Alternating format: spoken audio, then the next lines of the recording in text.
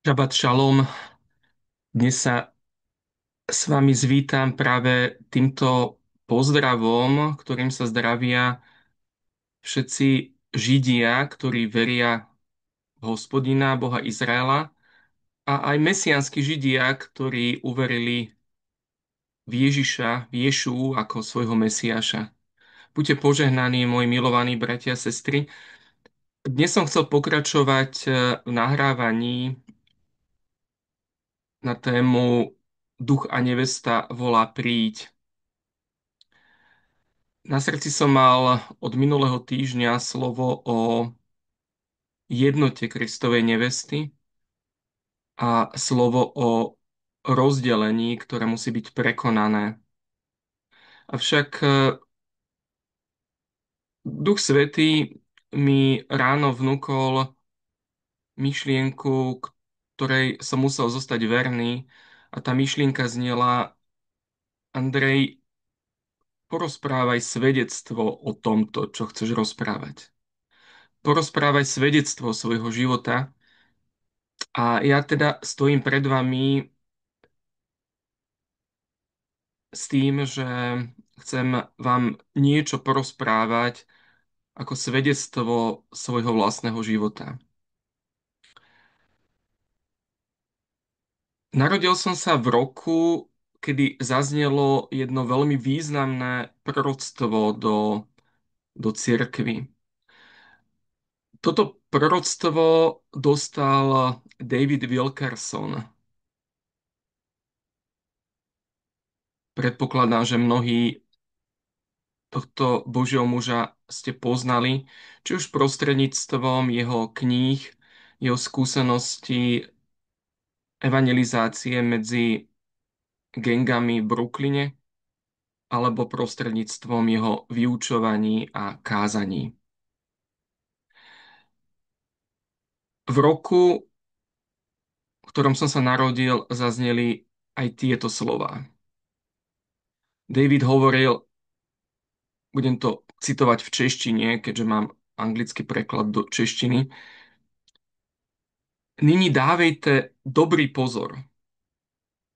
Spojení duchovne hlubokých nasledovníků Ježíše Krista skrze Ducha Svatého a s dôvierou v Neho a v Jeho panování.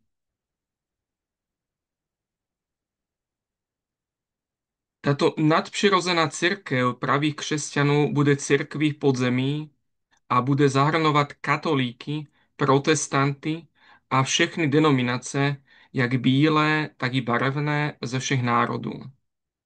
Nebude se hľadiť na konfesionální príslušnosť, ale na příchod Pána Ježiše. Duch Svatý zhromaždí v jedno všechny lidi, věřící všech směrů a ze všech tříd. Toto telo všech pravých věřících bude tak spiato z evangelizační činností, že táto neviditeľná cirkev obdrží nadprirozené pomazání a moc Ducha Svatého, aby nesla evangelium do všech končín sveta. Pán mi řekl: mluv. Charizmatičtí katolíci se pokladají za spoluúdy neviditeľné cirkve a jdou vstříc najbolestivejším hodinám pronasledování. Římskokatolícká cirkev se bude stavět ke všem věřícím mluvícími jazyky a držícími se učení o Duchu Svatém s chladným odstupem. Bude vyvinut nátlak v místních podmínkách na všechny kněze, jen aby byl uhašen oheň.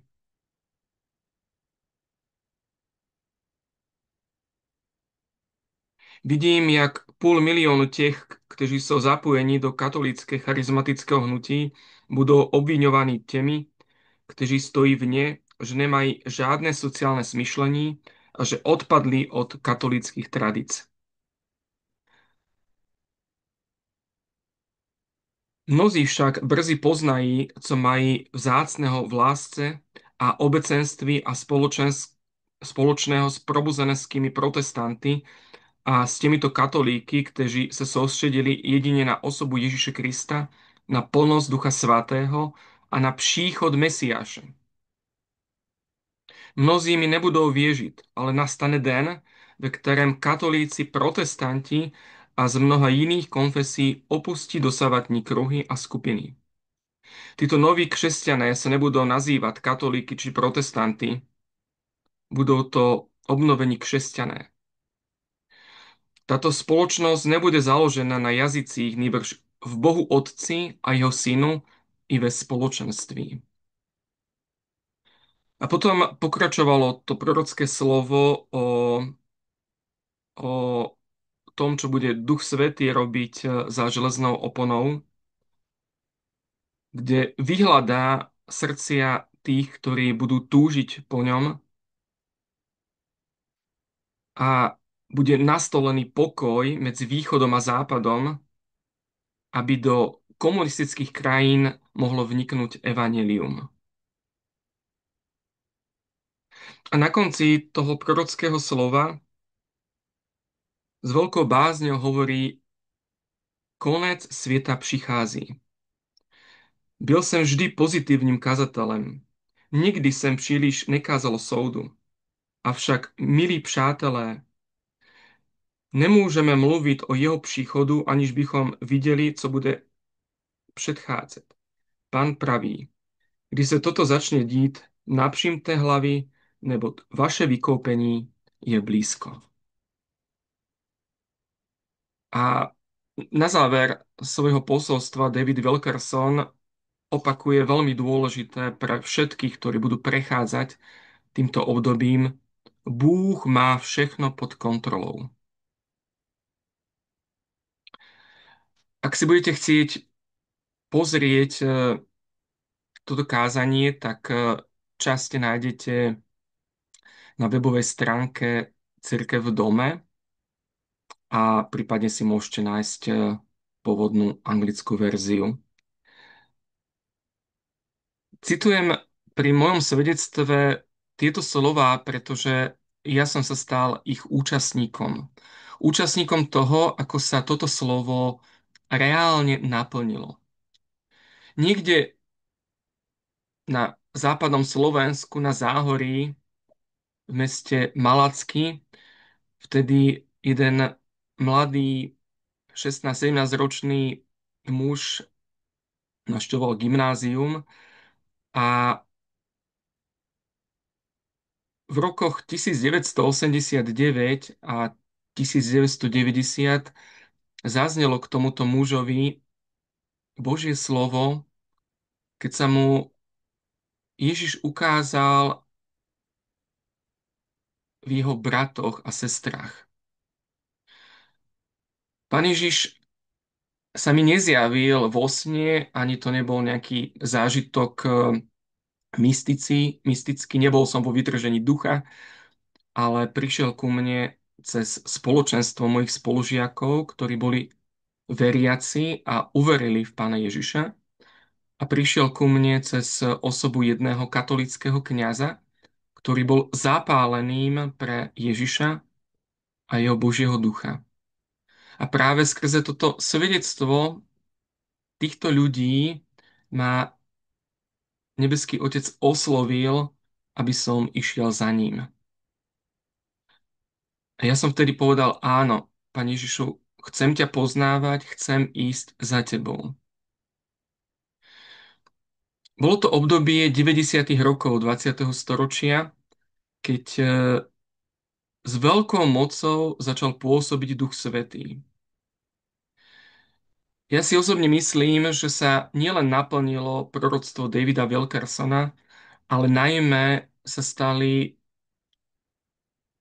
viditeľným modlitby mnohých veriacich mužov a žien, ktorí v priebehu komunizmu vystierali svoju modlitbu k Bohu uprostred utrpenia, prenasledovania a skúšok. A naozaj sa naplnilo to slovo, ktoré v tradícii ranej cirkvi bolo komunikované, že krv mučeníkov je semenom kresťanov. A ja som jeden z nich. To, čo sme dostali pri znovu obnovení si tej viery,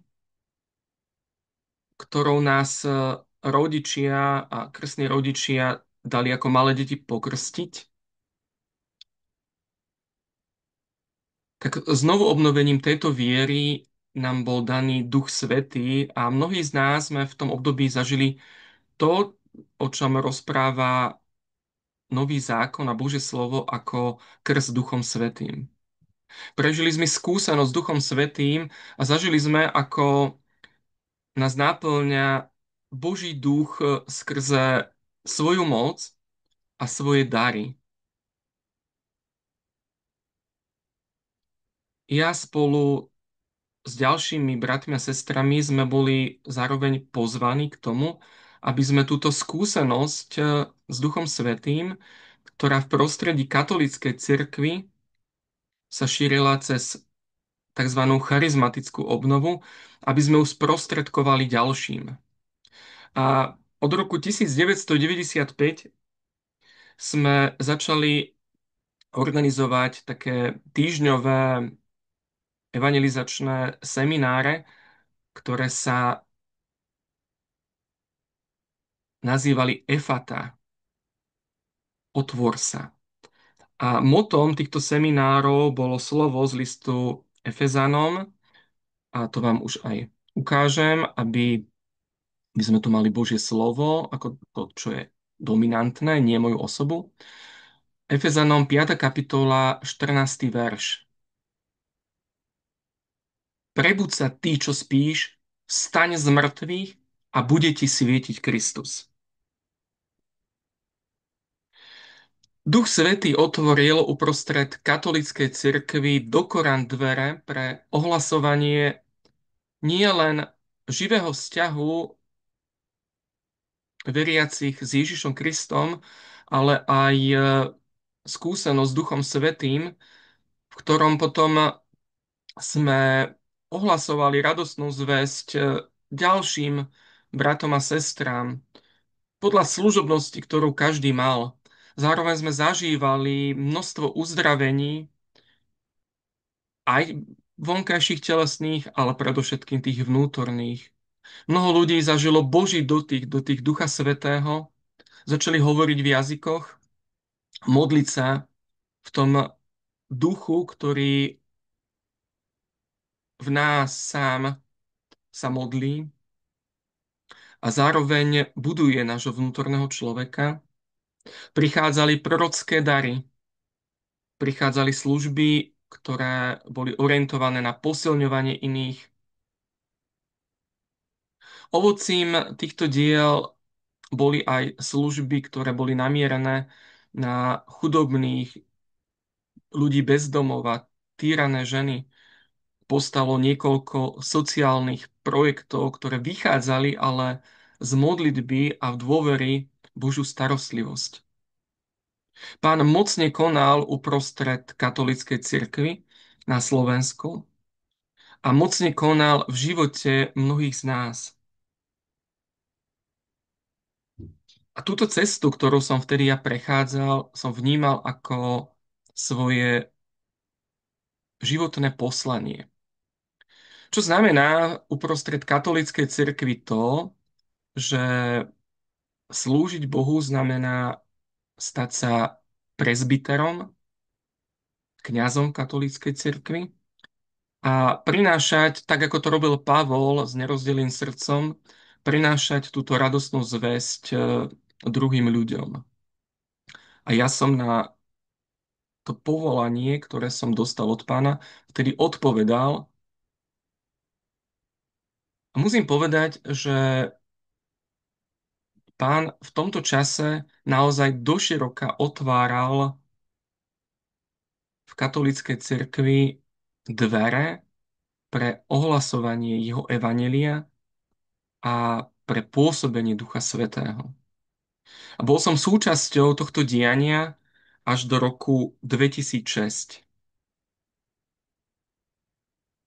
Vďaka Bohu za túto skúsenosť. A pán mi dal niekoľko darov pre toto obdobie. Do srdca mi vložil také 3 oblasti darov jeho lásky, s ktorými sa chcem s vami podeliť a zdieľať. Dal mi veľmi silný dar lásky k jeho slovu. Stal som sa milovníkom Božieho slova, milovníkom Biblie a jeho slovo ma odtedy sprevádza neustále. Okrem toho, práve skrze Božie slovo mi daroval jeden ďalší nesmierny dar a to je láska k Izraelu, jeho ľudu. A tretím darom, ktorý chcem dnes spomenúť, je dar lásky k bratom a sestrám z iných kresťanských cirkví. Dar jednoty a schopnosť napomáhať budovať jednotu Kristovho tela, ktorým je cirkev. Dnes by som sa chcel s vami podeliť s darom, ktorý je naozaj pre mňa veľmi dôležitý a je to láska k Izraelu. Ahavad Izrael. Láska k jeho ľudu. Ja som si ju ničím nezaslúžil. Nejakým spôsobom som si nezaslúžil to, že mi ju Pán dal do môjho srdca. Jediné, čo som urobil pre spoluprácu s týmto darom, bolo čítanie Božieho slova. Čítanie Božieho slova tak, ako ho máme v jednote Biblie. Čiže nie len novej zmluvy, nového zákona, ale aj hebrejskej Biblie. Tej časti Biblie kresťanov, ktorú my nazývame Starý zákon alebo Stará zmluva. Pán mi ukázal množstvo svedectiev z Božieho slova, ktoré keby som všetky prechádzal s vami, tak by sme mali nahrávanie možno na týždeň, ale podelím sa len s niektorými dnes. Keď si otvoríme druhú knihu Mojžišovu, ktorú Židia nazývajú Šemot, toto sú slová, kresťania ju poznajú zvyčajne ako knihu Exodus, knihu Východu, tak v 4. kapitole vo veršoch 22-23 čítame. Je to slovo, ktoré bolo adresované Mojžišovi. Potom faraónovi povieš, toto hovorí Hospodín, Izrael je môj prvorodený syn. Odkázal som ti, prepusť môjho syna, aby mi slúžil. Ty si však odmietol prepustiť ho, preto zabijem tvojho prvorodeného syna. Izrael je označený samotným Hospodinom, samotným Bohom stvoriteľom ako prvorodený jeho syn. On si Izrael adoptoval, vzal si za svojho syna, pretože sa tak rozhodol. Lebo Boh je zvrchovaný v svojich rozhodnutiach. Nie preto, že by bol väčší ako iné národy, alebo početnejší ako iné národy. Nie preto, lebo by bol bezchybný, možno práve naopak, ale urobil to svojim slobodným rozhodnutím. A my voči Božím rozhodnutiam musíme byť naozaj pokorní a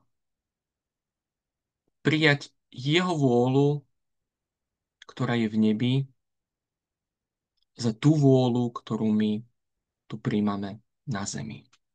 Tak ako sa modlíme v modlitbe Pána.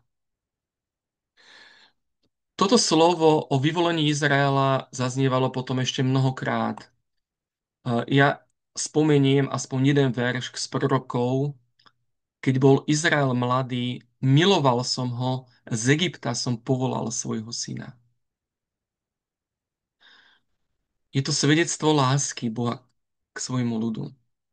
A keby niekto chcel porozumieť, že ide o skutočne nezaslúženú Božiu lásku a Božiu vernosť, prečítajte si knihu proroka Ozeáša, v ktorom nádherným spôsobom je opísaná láska Boha k svojmu ľudu, napriek nevernosti a zlyhaniam buď izraelského ľudu ako celku, alebo jeho veľkej časti. A keďže dnes je šabát,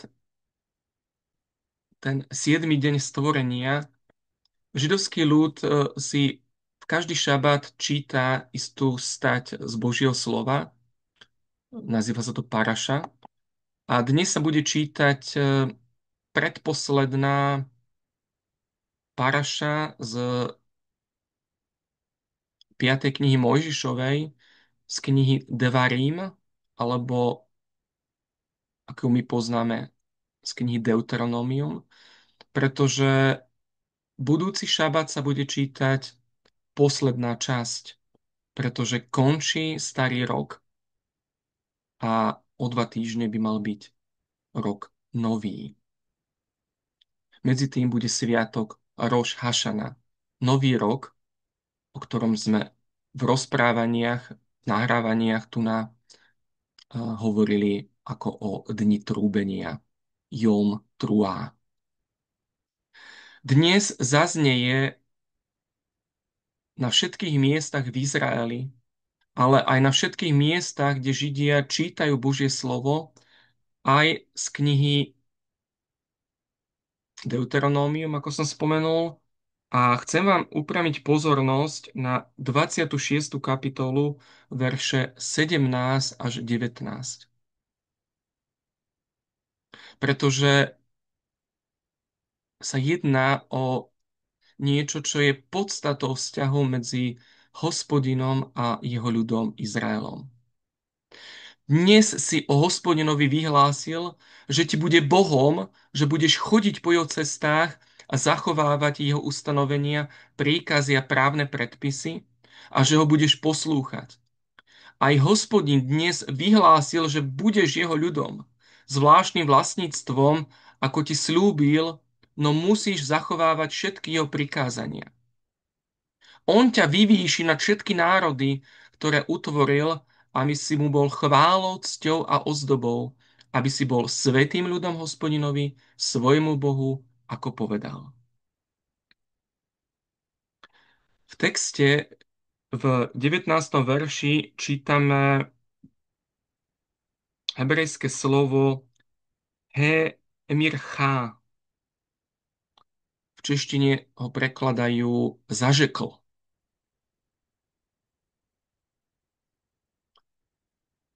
My to sme prečítali ako vyhlásil, a keby sme pozreli iné preklady v tom 19. verši, prohlásil.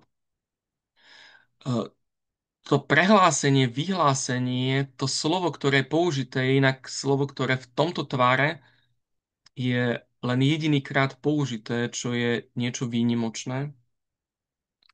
Je to slovo, ktoré vypovedá o povahe vzťahu Boha k svojmu ľudu, k ľudu Izraela. Je to slovo, ktoré chce vyjadriť vyvolenie a oddelenie v zmysle toho, že Boh si vyvolil, oddelil Izrael ako svoj ľud. A zaujímavé je, že toto isté slovo, ak by sme ho použili v arabštine, tak toto slovo v arabskom jazyku vyjadrie milenecký vzťah, vzťah lásky, vzťah spojenia snúbenice a jej nastávajúceho ženícha. Je to vzťah, ktorý je vzťah dôvery. Niektorí sa pýtajú, ako tieto verše spolu súvisia. Na jednej strane sa najprv hovorí o tom, že Izrael si vyvolil Hospodina a potom, že Hospodin si vyvolil Izrael. Čo je prvé, čo je druhé? To sú otázky, ktoré si kladú židovskí učenci, ale mal som dnes možnosť prečítať si jeden komentár ktorý sa mi zdá, že je najprimeranejší. Tieto dva aspekty, ktoré sa navzájom doplňujú, sú jedno a to isté. Skutočnosť, že ľud Izraela príjma Boha ako svojho Boha, je totožná so skutočnosťou, že Boh si vyberá svoj ľud. Taký je najhlbší význam vyvolenia izraelského národa. Boh si zvolil izraelský národ a izraelský národ si zvolil Boha ako svojho Boha. Vzťah medzi Izraelom a jeho ľudom je vzťahom lásky, je to vzťah vzájomný, hoci musíme teda jasne povedať, že vernejší v tomto vzťahu je Boh, nie izraelský národ.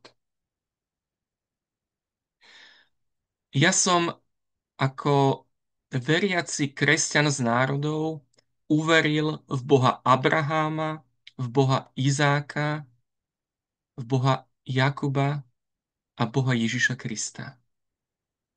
Je to ten istý Boh, v ktorého som uveril a Pán mi dal dar lásky k jeho ľudu.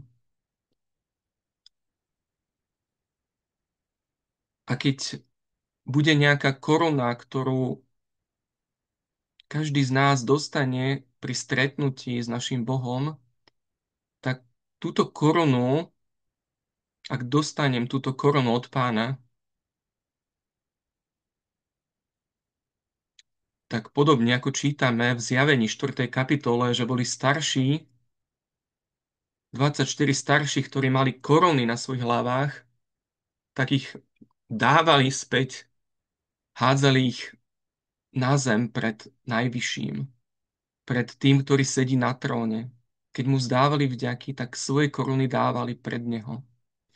A ja môžem len vysloviť nesmiernu chválu a vďaku za tento dar. Ak by som ho mal vyjadriť ešte inými slovami, tak je to dar o tom, o ktorom hovorí Izajáš v 62. kapitole v 6. verši. Na tvoje hradby Jeruzalém postavil som strážcov.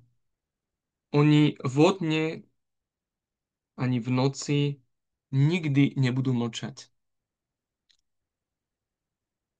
A ja som svedok toho, ako môže byť muž, ktorý nemá, aspoň neviem o tom, fyzický pôvod v židovskom ľude, čiže podľa tela nie som Židom, ale skrze Ježiša Krista stal som sa súčasťou dedičstva tohto ľudu. A podobne ako Ezechiel je označený za strážca domu Izraela, jestvuje aj množstvo strážcov uprostred ľudí z národov, ktorí strážia lásku k Izraelu, Božiemu ľudu. Ja sa chcem zdieľať a svedčiť o tejto láske. Moje svedectvo dnes je zamerané práve týmto spôsobom, pretože mi to Pán dal hlboko do srdca. Čo sa týka Božieho slova, ktoré o tom svedčí, pretože je dôležité, aby sme vychádzali z Božieho slova, tak chcem vás upriamiť v liste Efezánom do 2. kapitoly, do veršov 11 až 22. Lebo tam sa hovorí o nás, ktorí sme podľa tela pohanmi alebo ľuďmi z národov. Hovorí sa teda o každom jednom z nás, aj o mne. Preto vy, kedysi pohania podľa tela, pamätajte, pamätajte, ešte raz to zopakujem, pamätajte, že kedysi vás tí, čo sa volajú obrezanými rukou na tele, nazývali neobrezanými. Boli ste v tomto čase bez Krista, vylúčení zo spoločenstva Izraela a bez účasti na zmluvách Božieho prísľubu, bez nádeje a bez Boha na svete. No vy, čo ste boli kedysi vzdialení, stali ste sa teraz v Ježišovi Kristovi blízkymi skrze Kristovu krv. Veď on je náš pokoj. A teraz čo priniesol práve Ježiš Kristus? Keď oboch spolu v jedno a svojim telom zbúral rozdeľujúci múr nepriateľstva, keď zbavil platnosti zákon prikázaní s jeho nariadeniami, aby v sebe z dvoch stvoril jedného nového človeka a nastolil pokoj. Oboch, čiže aj Židov, aj nás pohanov skrze Krista, zmieril s Bohom v jednom tele. Na kríži usmrtil ich nepriateľstvo. A keď prišiel, zvestoval pokoj vám, čo ste boli vzdialení, a pokoj tým, čo boli blízki. Veď skrze neho máme v jednom duchu obaja prístup k Otcovi. A tak teda už nie ste cudzinci a prisťahovalci, ale ste spoluobčania svätých a členovia Božej rodiny. A mohli by sme samozrejme čítať ďalej. Ja ešte predsa jeden veršik z 3. kapitoly zo 6. verša.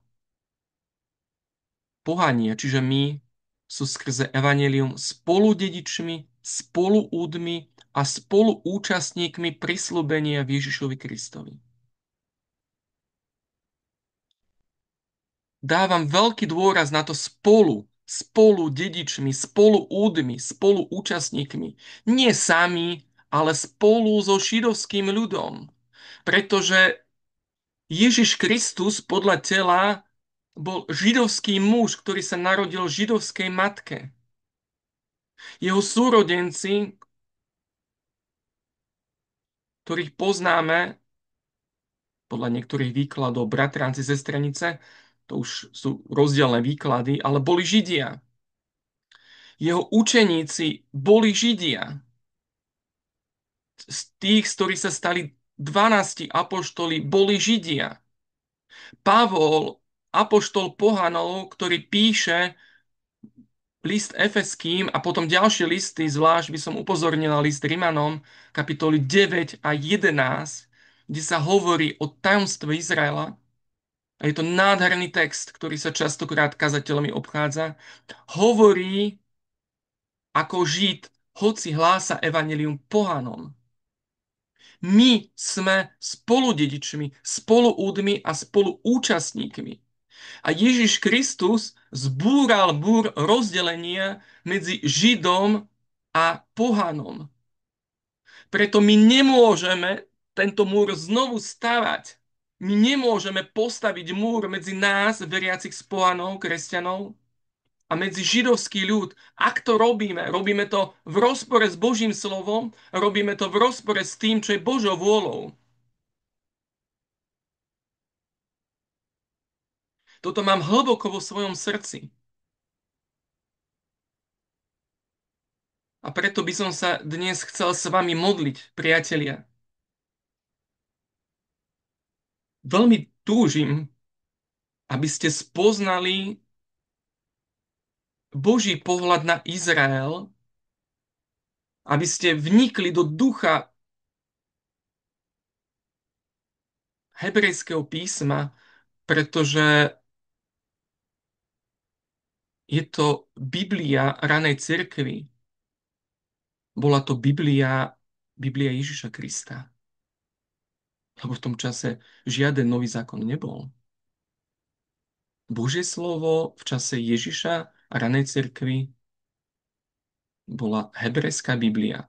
Tóra, zákon, Nevím, proroci a spisy, keď tu vím. Dnes tento celok volajú Židia Tanach. Priatelia, chcem v tejto chvíli sa modliť s vami. Chcem sa modliť za každého jedného z vás, ktorí ste si našli čas teraz byť so mnou v tomto zdieľaní. Nebeský Oče, ďakujem ti a chválim ťa za tvoj ľud Izrael, tvojho prvorodeného syna. Chválim ťa, že on je zranicou v tvojich očiach. že ty si Hospodín, Boh Abraháma, Boh Izáka, Boh Jákova, Boh a Otec Ježiša Krista. A ty si zamiloval Izrael ako svoj ľud. A ty si mu verný, pretože tvoje zasľúbenia sú neodvolateľné. Vyznávam ti viny, previnenia, hriechy a zlyhania tvojej cirkvi, ktorá sa stala cirkvou z národov a ktorá odvrhla židovský ľud postupne. Vyznávam ti hriechy antisemitizmu, antijudaizmu, antisionizmu, hriechy voči tvojmu ľudu, že sme boli neverní ako veriaci z národov tvojej láske. Prosím ťa o odpustenie. Prosím ťa o odpustenie aj za tých, ktorí si neuvedomujú, že všetkými negatívnymi, zlými slovami voči Židom, židovskému ľudu, židovskému štátu zraňujú tvoje srdce. Prosím ťa, odpusť im, lebo nevedia, čo robia. Odpusť mojim bratom a sestrám. A daruj svojmu ľudu, mojim bratom a sestrám, lásku k Izraelu. Tí, čo ju majú, tak ju rozhorli, aby sa stali strážcami na bránach Izraela. Na tých hradbách, aby dňom i nocom volali k tebe, aby si prišiel a zachránil svoj ľud. Aby si sa mu dal spoznať ako Mesiáš, pretože Pane Ježišu, ty si Mesiáš Izraela. My ťa vyhlasujeme za Mesiáša Izraela, za Mesiáša Božieho ľudu. Ješua, ty buď ten, ktorý sa znovu zjaví na mieste, kde si vystúpil k svojmu Bohu a Otcovi. Prídi na Olivovú horu. Daj sa poznať tvojmu ľudu, aby videli, koho prebodli. Aby sa naplnili proroctvá o tvojom príchode, pretože väčšina z tvojho ľudu nepoznala ten prvý čas navštívenia. Chvála ti za to, že ty to robíš a ty dávaš nám, veriacim z národov, lásku k svojmu ľudu. Chvála ti za to. Buď zvelebený, nebeský Oče. Amen. Ešte niekoľko slov predtým, než ukončíme dnešné nahrávanie. Pán mi, pán mi dal ako dar nie len lásku k Izraelu v mojom vnútri, ale mal som možnosť robiť niečo v tomto duchu. Ďakujem mu za to, že 18. marca v roku 1997 sme sa v Nitre v priestoru Nitrianskej charity stretli ako bratia, kresťania, ktorí sme si pripomenuli slávenie židovskej paschy podľa židovskej tradície a hľadali sme naplnenia tejto paschy práve v Ježišovej poslednej večeri. Nazývali sme to kresťanské slávenie Sederu. A od tohto obdobia desiatky rokov už je tomu, na mnohých miestach sa v čase Veľkej noci sláví aj pripomienka židovského spôsobu slávenia Veľkej noci práve cez Sederovú večeru. Keďže láska k Izraelu bola veľmi spojená v tom období práve s Pesachom a poznávaním židovskej Veľkej noci, tak keď som ukončoval štúdium na vysokej škole, bola to katolická teológia v tom čase, tak mal som možnosť ukončiť prácu v roku 1998 na tému Eucharistia Pascha Novej zmluvy. A potom o niekoľko rokov neskôr som mal možnosť urobiť si doktorát z evanjelikálnej teológie, nie z katolíckej, ale evanjelikálnej teológie, kde som prepájal paschu, Pesach s kresťanskými slávením Eucharistie a poslednou večerou. Toto je vec štúdia, toto je vec potom teologického bádania, ale to, čo sa ešte odohralo v súvislosti s týmto, bolo veľmi dôležité pre môj život, pretože som mal možnosť poznať jednu ženu, ktorá bola narodená v tom istom dni, v tom istom mesiaci, 18. septembra, tak ako ja, len o 3 roky neskôr. Ak zistíte dátum proroctva Davida Belcarsona, tak si to viete vypočítať. A táto žena o rok neskôr, ako ja, na inej škole vysokej, písala diplomovú prácu pod názvom Pascha, vrcholná udalosť a slávnosť dejín spásy. Chcem vám ukázať, ako Boh dokáže aj cez takéto detaily a drobnosti spájať ľudí. Lebo budem pokračovanie tohto svedectva rozprávať o tom, ako nás, ako dvoch ľudí Pán spojil.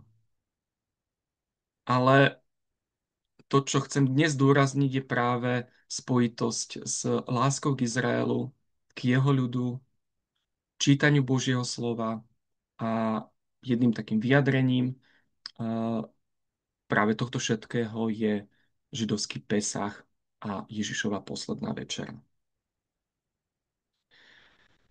Z toho, čo môžem sa zdieľať ako skúsenosť, je potom možnosť objaviť mesiánskych Židov. Židov, ktorí uverili v Ježiša ako Mesiáša, a keď si otvoríte internet, nájdete niekoľko článkov práve o mesiánskych Židoch, ktoré som mal možnosť publikovať.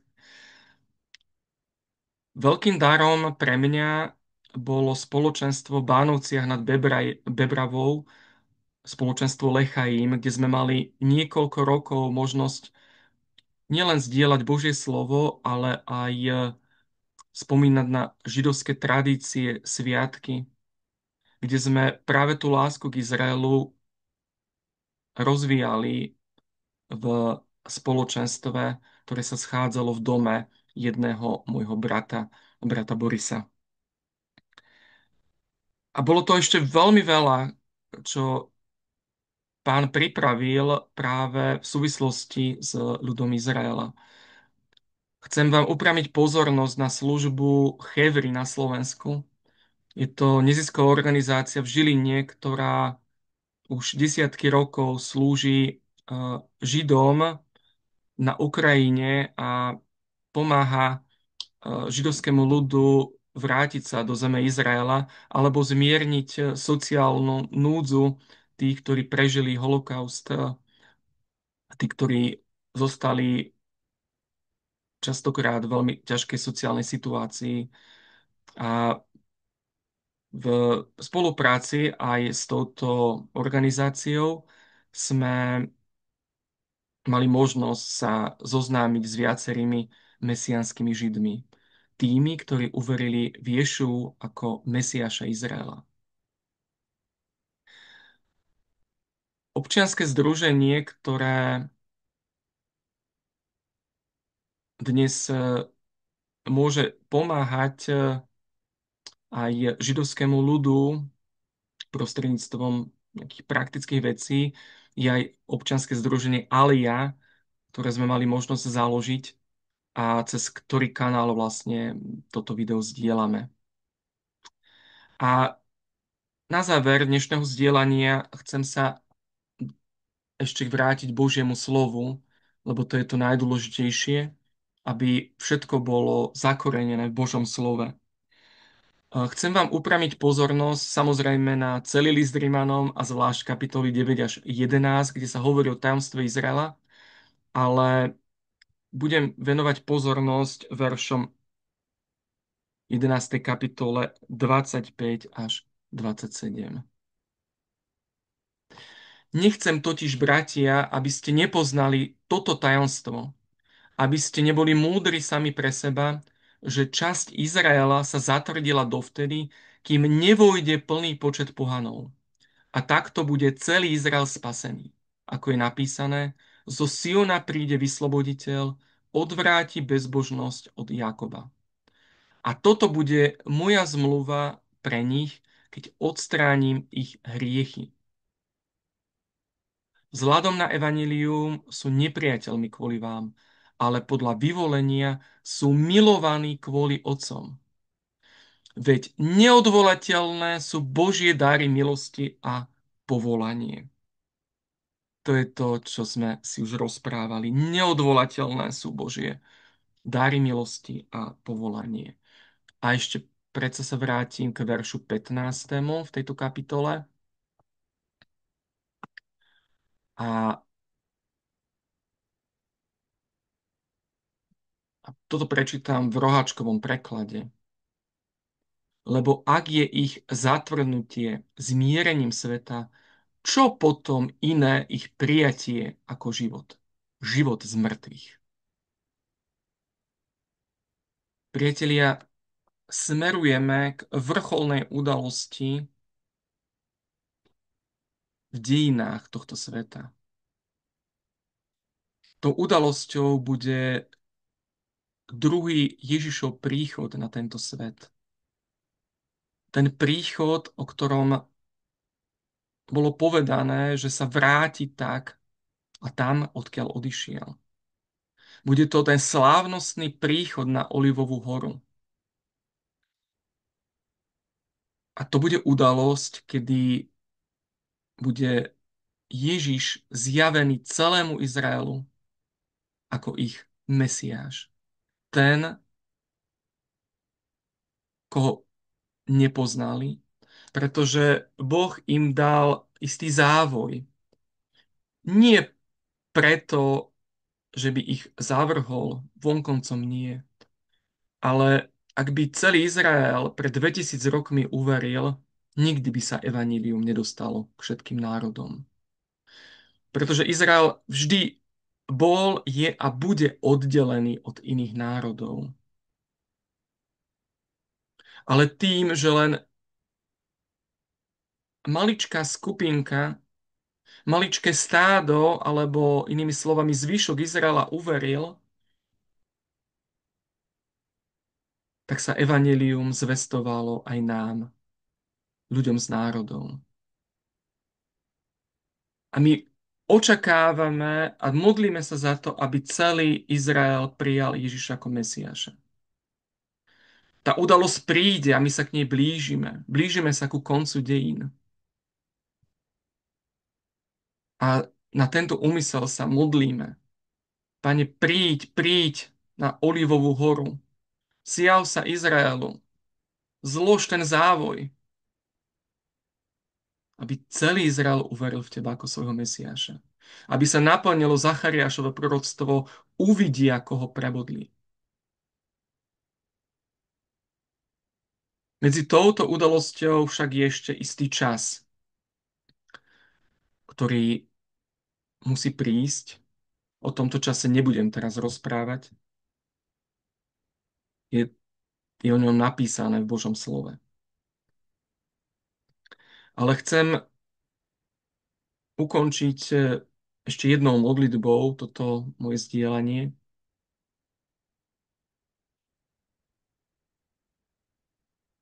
Ješua, ty, ktorý si synom Otca, ty, ktorý si synom Izraela, ty, ktorý si synom Márie, židovskej ženy, ty, ktorý miluješ svoj ľud a prišiel si najprv k ovcám strateným z domu Izraela. Ješua, prídi znovu. Túžime po tvojom príchode. Prídi, aby ťa celý Izrael spoznal. My ti odozdávame tvoj ľud. Odozdávame ti ho, aby ty si ho viedol. Buď pri ňom aj v čase súženia, tak ako si to robil doteraz. Buď pri ňom v čase, kedy musí zdorovať nepriateľom. Buď pri svojom ľude neustále. Buď uprostred svojho ľudu. Nech čo viacej synov a dcer Izraela uverí v teba ako Mesiáša. Odozdávame ti službu mesiánskych Židov, ktorí majú najväčšiu právomoc hlásať evanjelium medzi svojimi bratmi a sestrami. Ochraňuj tieto mesiánske komunity. Zliadni na ne. Zliadni na ich službu. Žehnáme mesiánskym komunitám v Izraeli, na Ukrajine a po celom svete. Žehnáme našim bratom a sestrám zo židovského ľudu, ktorí uverili v teba, a vyznávame, že my sme súčasťou jednej nevesty. Že my sme súčasťou tej nevesty, ktorá očakáva tvoj príchod. Chválim ťa, že máme možnosť žehnať Izraelu a máme možnosť požehnávať aj našich bratov a sestry, ktorí v teba uverili a zostali súčasťou izraelského národa. Otče náš, ktorý si na nebesiach, posväť sa tvoje meno, príď kráľovstvo tvoje, buď vôľa tvoja ako v nebi, tak i na zemi. Chlieb náš každodenný daj nám dnes a odpusť nám naše dlhy, hriechy a viny voči izraelskému ľudu. Voči Židom, voči štátu Izrael. Každé slovo, každé gesto, každé pohrdanie odpusť nám. Ako aj my odpúšťame svojim vinníkom. A neuved nás do skúšky, ale zbav nás zlého. Lebo tvoje je kráľovstvo a moc i slava na veky. Buďte, bratia a sestry, požehnaní, šabat šalom, a v tom svedectve, ako ma Boh viedol, budem potom pokračovať. Všetky nahrávania, ktoré sú buď na YouTubeovom kanáli občianskeho združenia Alia, alebo nájdete ich aj na webovej stránke Cirkev v dome. Ešte raz buďte požehnaní.